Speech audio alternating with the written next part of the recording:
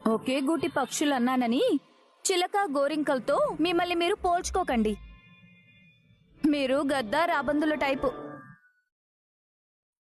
Hello, ఏం మాట్లాడుతున్నావు నువ్వు?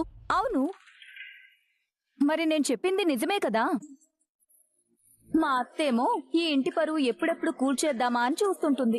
నువ్వేమో ఆ పరువుని తీసి మరీ ఇంట్లో అడుగుపెట్టావు. అలాంటప్పుడు ఇద్దరు ఒకటే జాతి కదా. నోరు హద్దుల్లో పెట్టుకుని మాట్లాడు. ఆ ఆంటీకి కోడలు కదా అని ఊరుకుంటున్నాను. హలో, నా గురించి నీకు అసలు తెలియదనుకుంటా. టిప్పర్ లారీ లాంటి దిట్టంగా ఉన్న మా అత్తనే గుద్ది మూల కూర్చోబెట్టా. నువ్వు నాకు ఒక లెక్కే కాదు. ఈ కొత్త పిల్లకి నా గురించి అసలు తెలియదనుకుంటా. కాస్త మీరైనా చెప్పండి. బండికి మరీ స్పీడ్ ఎక్కువ ఉన్నట్టుంది. గుద్దితే గుజ్జరికి వేయడానికి కూడా పనికిరాదు. క్లాస్ పీకడానికి వచ్చావా నువ్వు? కాదు, వాటర్ కోసం వచ్చాను. కొంచెం తీసుకుని వెళ్ళవా ప్లీజ్? మీ కోడలు అంత రెచ్చిపోతున్నా మీరు చూస్తూ ఊరుకున్నారేంటండి? పిచ్చి మాయా, దాని గురించి నీకు తెలీదు. అదో పెద్ద రాక్షసి. నాలాంటి దాన్ని కంట్రోల్ చేసి దాని చేతిలో రిమోట్లా వాడుకుంటుంది. నువ్వు ఇంట్లో ఉన్నంతకాలం ఎవరితో పెట్టుకున్నా పర్లేదు, దీంతో మాత్రం పెట్టుకోకు.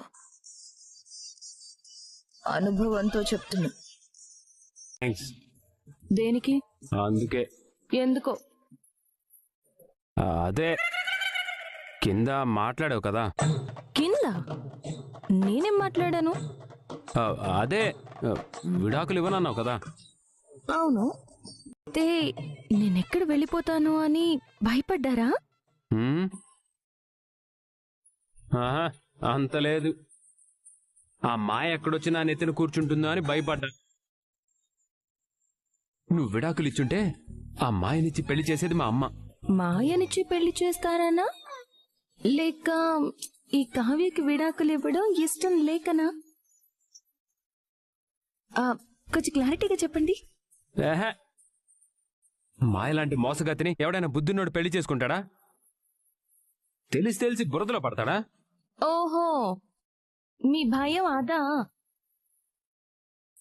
ఒకవేళ మాయ మంచిదైతే ఈ కళావతి విడాకులిచ్చినా పర్వాలేదన్నమాట, అంతే కదా? నువ్వెందుకు విడాకులు ఇస్తావే? ఇవ్వవు కదా. నన్ను జీవితాంతం సాధించుకునే రకం నువ్వు. కాస్తైనా కృతజ్ఞత అనేది లేదు కదా మీకు? ఉంది కాబట్టే థ్యాంక్స్ చెప్పాను. మీరు థ్యాంక్స్ చెప్పింది నేను ఉన్నందుకు కాదు, నువ్వు వెళ్ళనందుకు. రెండిటికి మీనింగ్ ఒక్కటే కదా. ఒక్కటి కాదు, రెండు వేరే. నేను ఉన్నందుకు థ్యాంక్స్ చెప్పలేదు మీరు.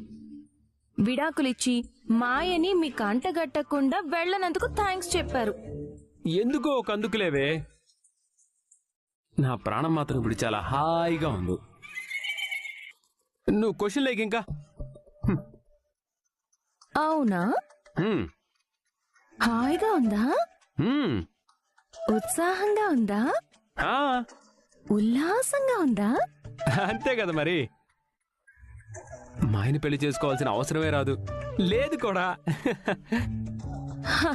సరే అయితే ఇప్పుడే వెళ్ళి మీకు విడాకులు ఇస్తానని అత్తయ్య గారితో చెప్తాను. అత్తయ్య గారు! ఆగవే. నేను ఆగనండి. అటు నుంచి అట్టే వెళ్ళిపోతాను. నా మీద అసలు ప్రేమే లేదు మీకు. మాయ అనే గండం నుంచి తప్పించినందుకు మాత్రమే నేను మీతో ఉండాలని కోరుకుంటున్నారు. అలాంటప్పుడు మీరు సుఖంగా ఉండాలని నేనెందుకు కోరుకోవాలి? మీరు హాయిగా ఉల్లాసంగా ఉత్సాహంగా ఉండేలా నేనెందుకు చూడాలి? నేనుండను. ఇప్పుడే విడాకులిచ్చి పోతా. నిన్ను అదిగో అసలు ప్రేమే లేదు మీకు. నేను పోతా, ఇప్పుడే పోతా, నా పుట్టింటికి పోతా.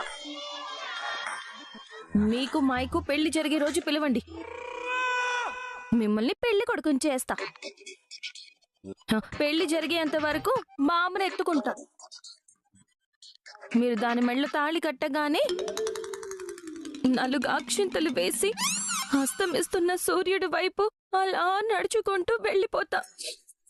ఇదిగో ఈ గిల్లి కజ్జాలు నీకు నాకు కొత్త. ఎందుకే తిరగదోడతావు?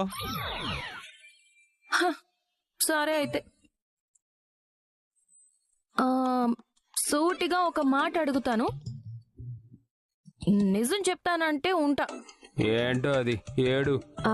నేనంటే విడాకులు ఇవ్వడం ఇష్టం లేదు కాబట్టి ఇవ్వనని చెప్పాను. మరి మీరెందుకు అలా మౌనంగా వెళ్ళిపోయారు? ఈ విషయం అక్కడే చెప్పాను కదా. అదంతా కారణం మాత్రమే. మీరు నిజం చెప్పండి, నా మీద ప్రేమ ఉందా లేదా? ఇదిగో నువ్వు ఇలా ఇరుకుని పెట్టకు.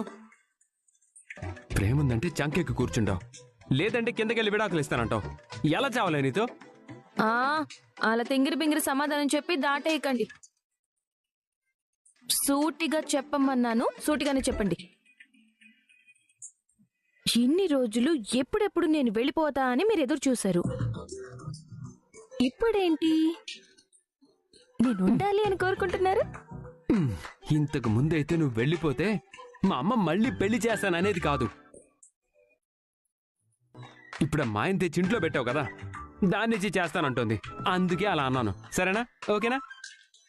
అదేం కాదులేండి. మీ మనసులో నా మీద ప్రేమ లేకపోతే ఎందుకు అలా మాట్లాడతారు? ఇప్పుడు నేను కారణం చెప్పలేను, నన్ను క్షమించండి అని ఎందుకు వెళ్ళిపోయారు? నిజం చెప్పండి. ఒసేయ్, ఇంకెలా చెప్పనే? చిన్న రాక్షసి పోయి పెద్ద రాక్షసి నోట్లో పడ్డం ఇష్టం లేక చిన్న రాక్షసితోనే కంటిన్యూ అయిపోవాలనుకున్నాను. చాలా చాలా. వెళ్ళండి వెళ్ళండి. మీ మనసులో నా మీదున్న ప్రేమని మీ నోటితోనే బయట పెట్టిస్తాను.